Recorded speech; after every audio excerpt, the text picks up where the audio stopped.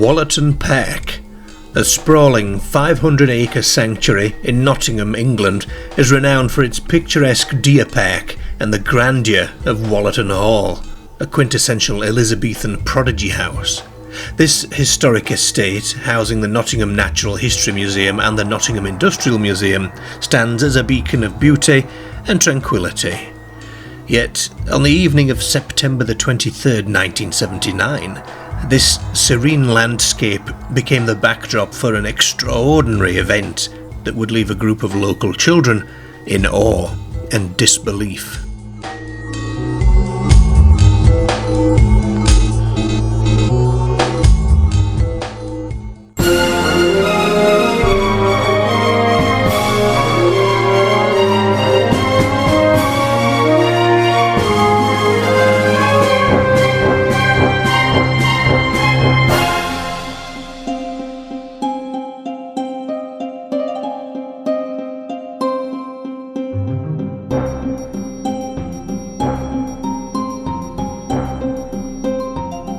That September evening, around dusk, a group of young children, not yet teenagers, were seeking adventure. It must have been around 8 p.m, and it would not have been unusual back in those days to be playing outside until after dark. Certainly I recall in my own youth, and I was born only a year prior to this, that we would play in the woods or in the streets or near bodies of water without a second thought, usually until our parents came looking for us. Well, this particular group of kids were playing near a fenced-off conservation area in Wollaton Park, which they referred to colloquially as the swamp, which, based on details from the interviews with the kids, would likely be this area here, given that it is close to both the Bluecoat Wollaton Academy, formerly the Margaret Glen Bott School until 2004, and the gates leading back to Harrow Road. The children reference a school and a set of gates later in the story. In addition, the street address for the children is given as Kennington Road for two of them and Bridport Avenue for the other two. These places are located close to this purported area as well. There are a couple of other areas that could be the swamp, particularly this area around the lake, but they don't mention a lake specifically, so I tend to think this area here is probably the likely one. They were just wandering around at first, looking around the school and the grounds and generally just hanging out like kids do. The park was already closed at this point, and then on the way back they decided to investigate the swamp.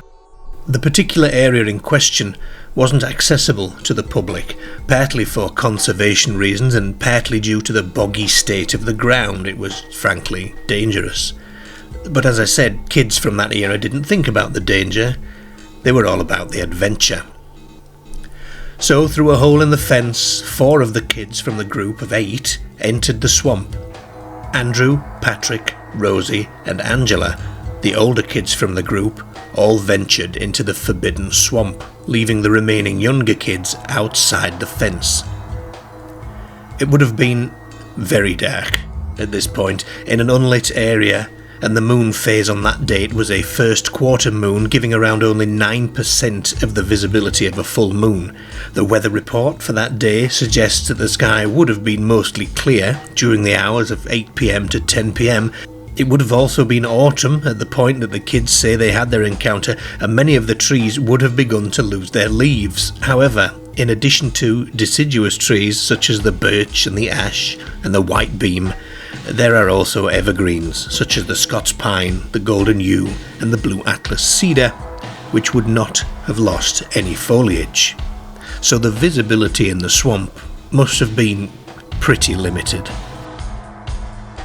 It's unclear in what order the events then took place, but piecing the transcripts of the interviews together, it seems that sometime between 8 p.m. and 8:30 p.m, Patrick tripped and fell. As he gathered himself together again, he heard noises in the woods. "Look at those things in the woods!" he exclaimed, hurrying back to his feet and backing away from the dark mass of undergrowth that was suddenly teeming with strange creatures. To their astonishment, a diminutive figure hopped out from a hole along the fence line and started gesturing towards them. And as they approached cautiously, the figure jumped back into the darkness. Then, a mob of little men, about 2.5 feet in height, began to emerge from the trees.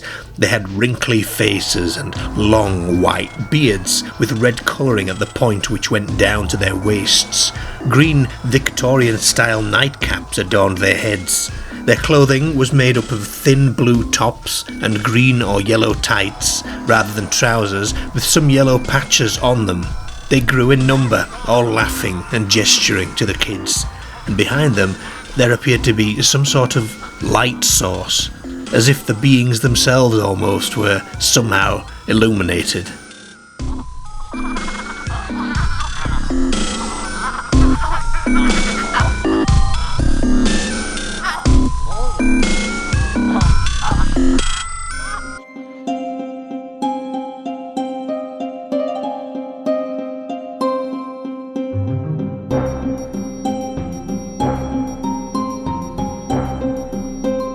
Hearing this as an adult, a height of 2.5 feet isn't that terrifying. It's about halfway up my thigh, in fact. But Andrew and Angela were both 10 years old, so these men must have reached at least to their elbows. And Patrick was 9 years old, and Rosie was 8, so they'd have been a little shorter than the two 10-year-olds, probably. It puts the notion of these little men into a rather more disturbing context to realise that they were of a size where they could easily have harmed the kids. Indeed, Patrick stated in his second interview that he felt that the little men might hurt the children. Yet the overriding sense given by the majority of the kids is that these men appeared to be friendly and, in fact, rather joyful. According to the kids, there were around 60 of these little men. 60. Travelling in pairs in 30 small bubble cars of varying colours, but mostly blue or blue-green or red and white. The cars had odd triangular-shaped lights on them, but these were never switched on. There was no discernible engine noise, but Patrick noted that the cars had a button that, when pressed, caused the car to be propelled forward. However, to steer, the little men had to lean over to the side. There was no visible steering wheel as such, rather a round thing with a sort of handle on it that you could turn. The men gave chase in these cars and began to run rings around the children, who were at once afraid and enchanted by these weird, giggling creatures. Andrew was chased towards a particularly muddy area and actually tripped over a log into the mud. The car pursuing him seemed to be able to somehow jump over the logs in a way and avoid them totally. The speed of these cars was estimated by Angela to have been between 40 and 50 miles per hour.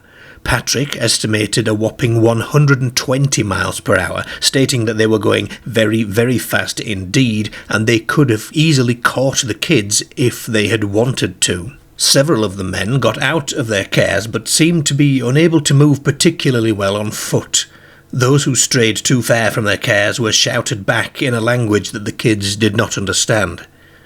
Despite the apparently jolly nature of these beings, the kids still decided to run away, and they managed to get back out of the hole in the fence and reunite with the other 4 younger kids who were still waiting on the other side. The story was relayed to these younger kids, and Julie, one of those who had waited outside the swamp, didn't believe a word of it. That is, until she noticed Andrew's brother Glenn crying in terror at the sight of a number of these small cars emerging from the hole in the fence. Upon seeing this, all the kids ran as fast as they could, some 300 metres towards the entrance gate, which they were horrified to find had been locked.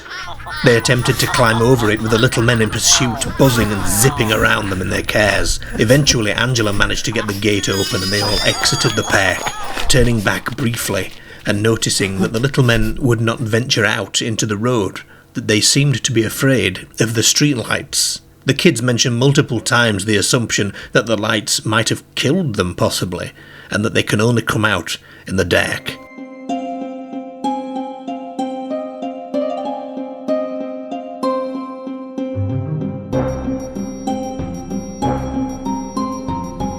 According to Angela, the kids had seen these beings previously, during these summer holidays. Andrew also stated that they'd seen both the men and their cares previously, though only fleetingly after hearing the noise of bells ringing in the undergrowth. Indeed, this isn't the first time strange beings have been seen in this general area. These odd cares had been seen by other people too, notably by a young boy who had been climbing trees in these same woods and was dumbstruck by the sight of several small cares driven by little men. The cares appeared to hover over the ground and were capable of jumping over debris. In 1966, an eyewitness reported having seen a 6-foot-tall shimmering entity holding 2 large poles above its head. An eyewitness who stated he lived near Wollaton Park claimed to have seen, in 1972 at the age of 6, a strange diminutive being walking across his garden. Late 70s, and a child saw a shining white humanoid creature about 18 inches high at the side of an old dried-up canal. The creature was glowing like a light bulb and bolted into the nearby undergrowth after laying eyes on the witness. And if we look at Janet and Colin Bord's Modern Mysteries of Britain book, we find other related oddities, such as an instance of a tall, hairy entity spotted at Wollaton, or how in 1940, albeit many miles away in Cornwall, there was a report of a tiny red car driven by a little man. It was spotted by 3 girls who awoke one night and heard a strange buzzing noise along with the sound of bells. The man had a white beard and a droopy pointed hat, and seemed to look very happy and joyful. Or in 1929 in Hertford, when a young girl and her brother saw a tiny man piloting a tiny aeroplane, which landed briefly in the garden before taking off again.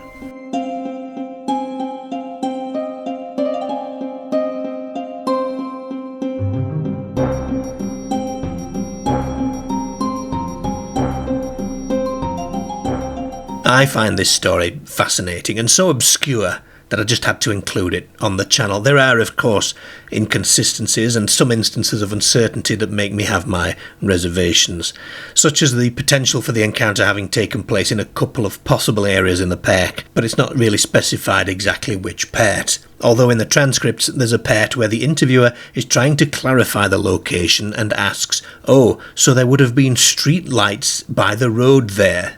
Which could mean either it's this part here, or potentially this other wooded area here, closer to the main road in general, and with more likelihood of being boggy and unsafe due to the proximity of the lake. Most of the children claimed that the little men had white beards, but Andrew stated that they had black beards. In one account, one of the little men jumped from a tree onto the backs of 2 of the boys, causing them to fall into the mud. In another, the cars chased them into the mud. Some sources state that the kids said the faces of the little men were greenish in colour, but this isn't borne out in the interviews. One kid said that the funny triangular lights on the cars were not switched on, but another kid said they were. Maybe the older kids just wanted to scare the younger ones and made the whole thing up. There's a second-hand story stating that there's a confession that the kids did just that. This confession isn't produced, however. Maybe this was a move on behalf of one of the people involved for the story to just go away. But it won't. Some quarters believe that the kids merely saw some people in golf carts, since there is a golf course close by, but at 8 p.m, in the dark, in the swamp. Besides, a golf cart seems like it would be too big to account for the way the kids drew the vehicles. With a 2.5-foot figure only just really fitting into the vehicle in the drawing, they'd look tiny in a golf cart. Besides, there's no canopy or roof in the drawing either. And anyway, I can't see 1970s Nottingham having a fleet of 60 golf carts. The 70s UK, it just wasn't like that. We were much more of a make-do-amend society. It's more likely that the golfers just had the trolleys on wheels. According to the interviews, the kids were out at about 8 p.m. and home again for 10 p.m, but the encounter supposedly only lasted 15 minutes. So what were they doing for the rest of that time? Maybe they didn't stumble upon the cars until later on during that time period. Some podcasts state that the kids claim to have wandered around before going home, which seems odd. Surely they'd run straight home to tell somebody. There are obvious parallels to the Noddy characters, which may have been some influence on the tale.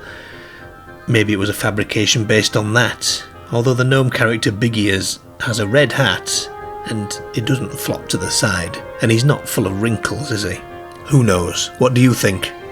You leave me a comment below, please. Tell me what you think of this story. Hit the like button, please. It's the thumbs up button in the corner there, and subscribe to the channel if you haven't already done so. Don't forget that there will be a voice only with black screen version of each of the videos coming out a couple of weeks after the main one.